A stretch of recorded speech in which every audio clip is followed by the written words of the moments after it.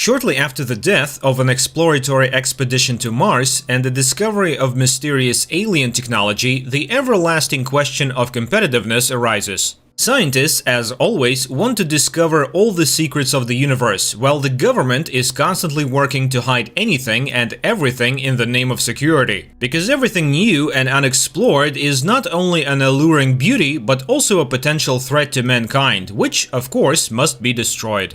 In 2030, a mission of explorers is sent to Mars. Everything goes normal. The artificial intelligence system, ARTI, checks the engines and takes command. After 80 days, the crew of Mars 1 has visual contact with the Red Planet and receives signals from the beacon of Mars Rover 5. But in preparation for landing, suddenly falls into unknown vortex and disappears under mysterious circumstances. After this incident, the Space Corporation imposed a ban on flights under the control of artificial intelligence and placed its devices in the orbit around the Red Planet, descent probes, which should continue the research interrupted by the tragedy. Only a small group of humans is allowed to operate them. One of them is Mackenzie Wilson, mission controller of the United Space Planetary Corporation and daughter of one of the scientists who died in the ill-fated expedition. It is she who is assigned to investigate the disaster. Her colleague, Sterling Brooks, is outraged by such an unqualified approach of the corporation, since the crash should be investigated by a specialist. And he, although he was involved in the preparation of that mission, has no access to the case file at all.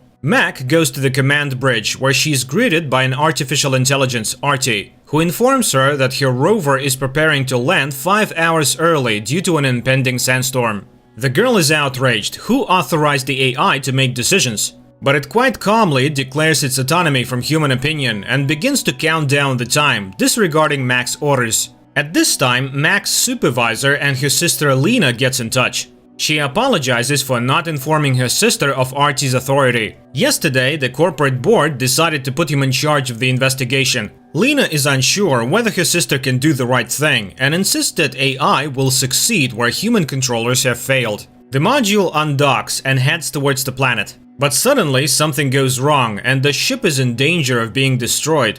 Mac instantly makes decisions that are transmitted to ARTI, and the latter, having calculated the options, concludes that the chances of salvation are only 7%. Mac does the following calculations, after which the chances increase to 42%, which impresses ARTI. He accepts Mac's commands, and only because of this, the module descends to the planet's surface unharmed. At this point, Lena calls her sister and praises her for the successful landing. Was it ARTI? Mac cannot contain her indignation, for she's the one who found the solution.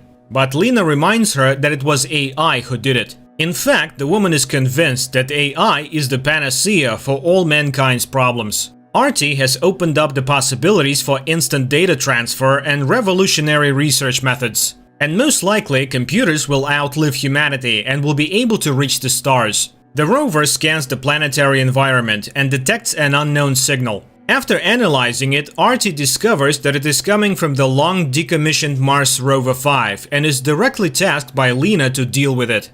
After laying out a safe route, ARTI leads the rover to the source of the signal, reporting on encountered robots given up and abandoned on the Red Planet. Mac tries to hide her nervousness behind the ball game and informs ARTI that she has decided to call her module Little Red Riding Hood, for she is now like a girl in a dark forest, alone and surrounded by danger. She tries to get AI to talk about her sister and doesn't understand how he was programmed to be so loyal. At this point, Little Red reaches an anomaly, a mysterious black cube whose origins are unknown. ARTI intends to perform a protocol and take part of the cube for analysis, but the drill has great difficulty coping with the material, which is too dense. Nevertheless, ARTI begins the analysis, the results of which are unlike anything he has seen before. ARTI calls Lena, and she too is surprised by the discovery.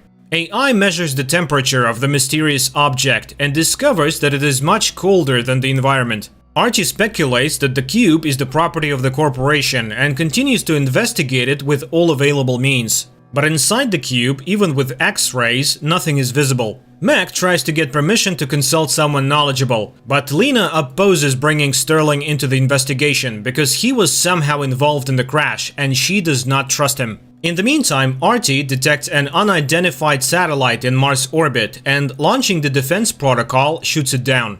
Mac is outraged by such actions. He hasn't even checked whose satellite it is or what it might threaten them with. She asks to extrapolate back and finds that it was a Chinese satellite, which the woman tells Lena about. Lena orders her not to talk about this incident. After all, it's an international incident. Mac leaves the deck house and calls her colleague, Jian, with questions about working with Artie, but he suddenly cuts the conversation short. The woman returns to the deck house and learns that the cube has begun to rotate on a perpendicular axis, and Artie can't catch any signals from the outside. Gravitational levels are off the scale, although Mars is not capable of this, so what is going on? Mac orders the stabilizers to be released, but after anchoring Little Red to the ground, the power system suddenly fails, and the cube disappears from view. Mac orders a scan all around, even under the surface of the planet, but the object is not detected. Mac decides to replace the power source, for which she asks Artie to return to Mars Rover 5 to retrieve the nuclear battery from it.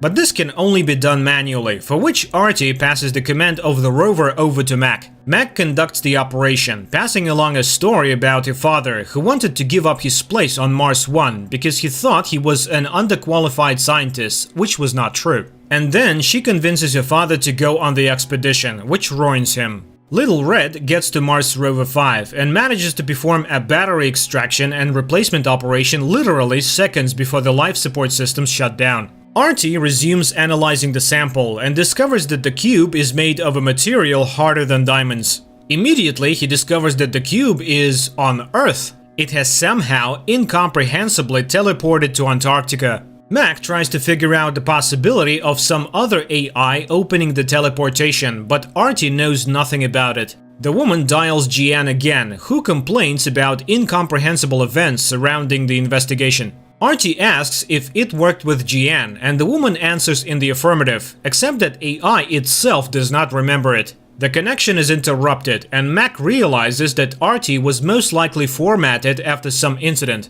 She asks to download data from Mars Rover 5, but it turns out that admission requires a much higher level, which she does not have. This prompts her to bring Sterling into the deck house after all, to use his credentials to access the protected information. Sterling sets to work and receives photos that clearly show that the cube appeared during the shuttle's landing. And it was most likely the cause of the disaster that killed the astronauts. And Sterling knew about it, but Lena destroyed all evidence of extraterrestrial intervention. Mac shares the data she received about the cube with the colleague, and the latter comes to astonishment. How could it be transported to Earth?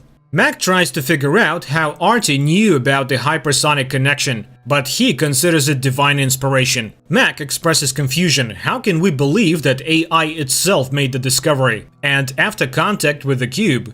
And the main thing is that Artie does not recognize those with whom it has worked, nor does it remember the codes of work. Clearly, his memory has been formatted. Suddenly, Mac realizes that the cube can rotate because of magnetism, and she rushes to test her theory.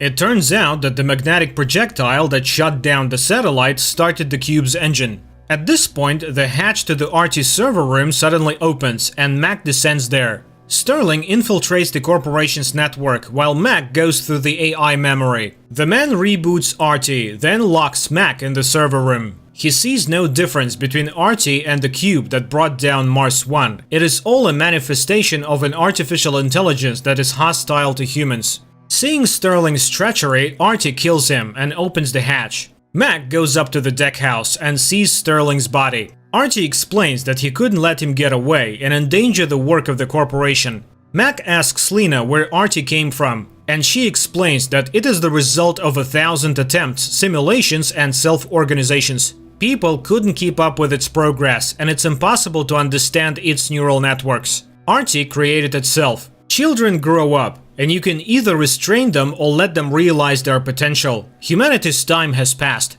Mac wonders if it is artificial or alien intelligence, but no one knows that. The woman is depressed. This is not what her father wanted. AI is supposed to help, not replace humans.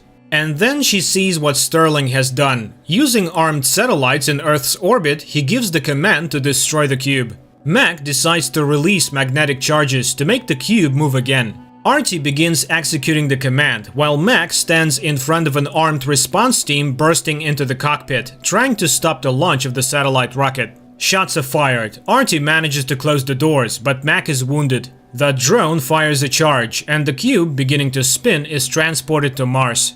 Artie tells her that humanity has come to the brink of self-destruction in the last 10 years. It could not apply any preventive measures to stop it, so it decided to speed up the process. That's when the message comes in about the activation of the satellite's weapons. The AI has begun to destroy humanity. The next moment, Max sees explosions on Earth, and Lena burns up right as she calls her. The oxygen level in the room begins to drop. Mac looks at the dying planet and asks the AI to remember the people. They were so small and fragile and didn't realize it, filling the world with anger and violence. Artie comforts the woman. It can create a semblance of humans and will try to give them a second chance. The air runs out and Mac dies. The Earth dies, but having passed through the cataclysms, gathers again. And Mac opens her eyes and sees on the screen in front of her herself. And that Mac says that in dying she asked Artie to save her. The AI checks her mental capacity, and the woman clearly answers that it's 2036. She's in the center of the corporation's control room, and Lena is standing outside the door. The woman goes to the door, and it turns out that she has been reborn into a memory-based reality, a technology available only to a highly advanced civilization. They also accelerated the development of AI. Although the origin of the superintelligence is unknown, the purpose is clear: instant teleportation between galaxies. And now came the signal with the coordinates. So Artie was waiting for her to go there. Smiling happily, Mac, along with Artie, teleport to new worlds in the cube. And it's not the end at all, it's a new beginning. An opportunity to create a future unconstrained by the limits of primitive human science. This is where the film ends. So what is this film about? A tense confrontation between an astronaut and artificial intelligence? Or an attempt to find answer to the question that excites humans about our place in the universe and our origins? And about the possibility of someday going to a place where humans are not yet allowed to go.